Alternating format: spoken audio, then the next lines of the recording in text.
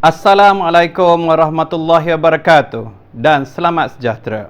Selamat datang ke TV Pendidikan. Hari ini, penonton bersama-sama dengan saya, Cikgu Muhammad Ayub bin Cik Min dari Sekolah Kebangsaan Kedai Buloh 1. Hari ini, saya akan berkongsi dengan kalian semua tentang kertas 2 Bahasa Melayu Penulisan bahagian B UPSR. Saya mulakan pengajaran hari ini dengan serangkap pantun. Indah berbalam si awan petang di celah pepohon ara. Pemanis kata selamat datang. Awal bismillah pembuka bicara. Tema pelajaran kita hari ini ialah 6.3.3 Kesihatan dan Kebersihan. Tajuk pelajaran kita pula ialah tentang keracunan makanan. Standard kandungan yang perlu dikuasai oleh murid-murid ialah 3.9 menulis ulasan tentang pelbagai bahan sastra dan bukan sastra yang didengar, ditonton atau dibaca dengan teliti. Standard pembelajaran ialah 3.9.1 menulis ulasan tentang bahan sastra dan bukan sastra dengan menggunakan ayat yang gramatis. Seterusnya, objektif pembelajaran yang cikgu harapkan dalam pelajaran hari ini ialah di akhir pengajaran nanti, murid-murid akan dapat menulis ulasan tentang keracunan makanan dengan idea yang tersirat. Dan yang kedua, menyatakan idea yang tersirat sekurang-kurangnya satu daripada beberapa idea yang terkandung di dalam grafik nanti. Tak kenal, maka tak cinta. Sebelum kita pergi kepada teknik menjawab menulis ulasan, marilah dulu kita mengenali bahagian B dengan lebih dekat. Masa yang dicadangkan untuk murid-murid bagi menjawab bahagian B ialah 25 minit. Apakah yang perlu kita buat dalam bahagian B? Yang pertama sekali ialah menulis ulasan berdasarkan bahan rangsangan. Bahan rangsangan yang diberikan mungkin berbentuk ilustrasi atau gambar, iaitu gambar tunggal, gambar bersiri ataupun gambar berpusat. Selain itu, kadang-kadang juga diberikan jadual, peta, plan, graf, iklan, rencana, puisi dan carta. Dari segi penskoran pula, murid-murid akan diberikan kepada beberapa peringkat. Aras cemerlang bagi murid-murid yang mencapai tahap kecemerlangan, markahnya ialah antara 12 hingga 15 markah.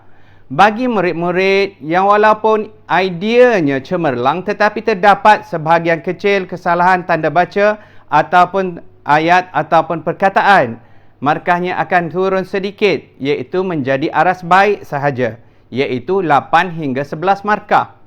Bagi murid-murid yang tidak mencapai aras yang baik, markah kurang memuaskan ialah antara 4 hingga 7 markah. Bagi calon yang tidak mencapai tahap yang memuaskan, markah yang diberikan untuk aras pencapaian tahap minima ialah antara 1 hingga 3 markah. Murid-murid yang cikgu kasihi sekalian, dalam karangan ataupun ulasan, ayat yang murid-murid bina perlulah gramatis. Berbeza dengan karangan, dalam bahagian B, mesti ada perluasan subjek dan berpredikat. Ayat juga mestilah bervariasi tanpa kesalahan tata bahasa, iaitu panjangnya antara 40 hingga 70 patah perkataan atau 50 hingga 80 patah perkataan. Baiklah murid-murid, marilah kita melihat contoh soalan yang telah cikgu sediakan. Setelah membaca dan memahami soalan, kini tibalah masa untuk kita mengamati grafik yang diberikan. Berdasarkan grafik yang diberikan, terdapat beberapa maklumat yang boleh kita nyatakan di dalam ulasan kita. Antaranya ialah 127 orang pelajar keracunan makanan, muntah selepas makan mi goreng. Keracunan makanan, bahan mentah tercemar, tidak menjaga kebersihan, penyimpanan makanan tidak sempurna. Kes keracunan makanan makin serius. Untuk menjawab bahagian ulasan, murid-murid perlulah menulis perkataan pasak secara menegak dan membina kotak ulasan yang akan saya kongsikan selepas ini. Dalam bahagian B juga, murid-murid perlu menulis ulasan dengan idea yang tersirat. Apakah idea yang tersirat? Idea yang tersirat ialah apa-apa sahaja yang murid fikirkan dan nyatakan dalam bentuk tulisan yang berkaitan dengan pernyataan ataupun tema yang dinyatakan di dalam soalan. Baiklah murid-murid, dalam bahagian B, apa yang paling penting ialah menyatakan idea yang tersurat dan yang tersirat. Bagaimanakah cara menyatakan idea yang tersirat? Marilah kita sama-sama melihat bagaimanakah cara mencari idea yang tersurat dan yang tersirat. Antara cara yang paling mudah bagi mencari idea yang tersirat ialah dengan menggunakan idea yang tersurat. Misalnya, keracunan makanan, bahan mentah tercemar, tidak menjaga kebersihan, penyimpanan makanan tidak sempurna. Untuk mencari idea yang tersirat, murid boleh malah menggunakan panduan yang cikgu berikan, iaitu dengan menggunakan teknik suka. Akronim suka, S ialah seperti, U adalah untuk, K ialah kerana dan A ialah agar. Contoh berdasarkan slide yang cikgu berikan di sini ialah bahan mentah tercemar seperti ikan, daging dan ayam. Tidak menjaga kebersihan. Murid-murid perlu memikirkan siapakah yang tidak menjaga kebersihan. Di sini berdasarkan contoh yang cikgu berikan tadi, terdapat penjual yang tidak menjaga kebersihan diri dan makanan yang tidak bertutup serta persekitaran yang tidak bersih. Selain itu, berdasarkan idea yang tersurat, penyimpanan makanan tidak sempurna. Kita bolehlah menyatakan idea yang tersirat berdasarkan idea yang tersurat tadi, iaitu makanan tidak bertutup yang menyebabkan makanan itu dihurungi lalat. Seterusnya, marilah kita melihat cara mencari idea yang tersirat berdasarkan tajuk. Di dalam grafik yang telah diberikan tadi, terdapat juga satu tajuk yang agak besar, iaitu kes keracunan makanan makin serius. Murid-murid perlulah memikirkan kesan apabila kes keracunan makanan makin serius. Kes keracunan makanan makin serius kerana boleh membawa maut. Tanggungjawab semua pihak, iaitu ibu bapa, peniaga, penjual dan masyarakat, perlulah memainkan peranan masing-masing untuk mengatasi masalah kes keracunan makanan agar tidak menjadi semakin serius. Kita juga boleh memainkan peranan dengan menjaga kebersihan agar tidak mengalami kes keracunan makanan.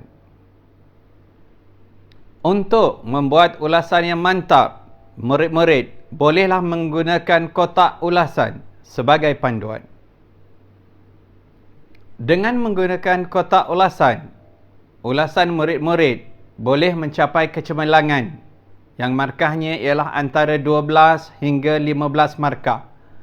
Kotak ulasan ini juga mengandungi perkataan pasak. Apakah yang dimaksudkan perkataan pasak tadi? P ialah pendahuluan. Pendahuluan, murid-murid boleh merujuk arahan. A ialah antaranya. S ialah selain itu. S seterusnya. Dan A ialah akhir sekali. Dan jangan lupa, dalam ulasan juga mesti mempunyai kesimpulan ataupun konklusi. Baiklah murid-murid, marilah kita melihat contoh ulasan yang cemerlang. Contoh ulasan yang cemerlang. Pendahuluan. Keracunan makanan sering disiarkan dalam media massa. Banyak punca keracunan makanan. Antara punca keracunan ialah kerana bahan mentah seperti ikan, daging dan ayam yang tercemar.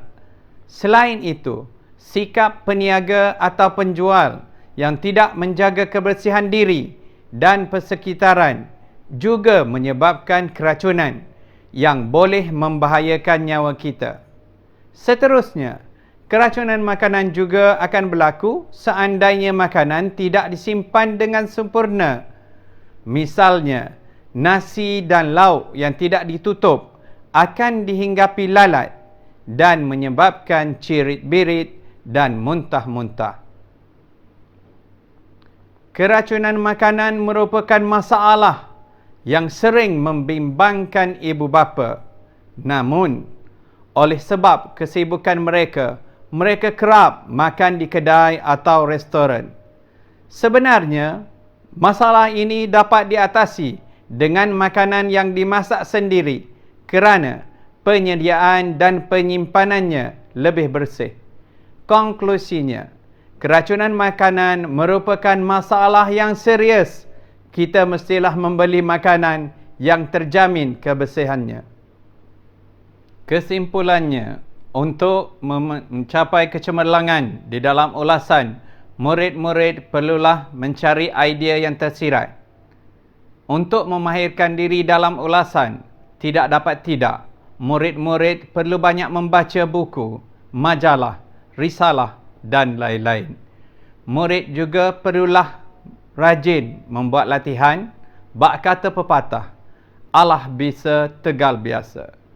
Setakat ini sahaja pertemuan kita. Cikgu memohon maaf andai ada tersalah kata. Semoga perkongsian hari ini bermanfaat bagi murid-murid. Sekian, terima kasih.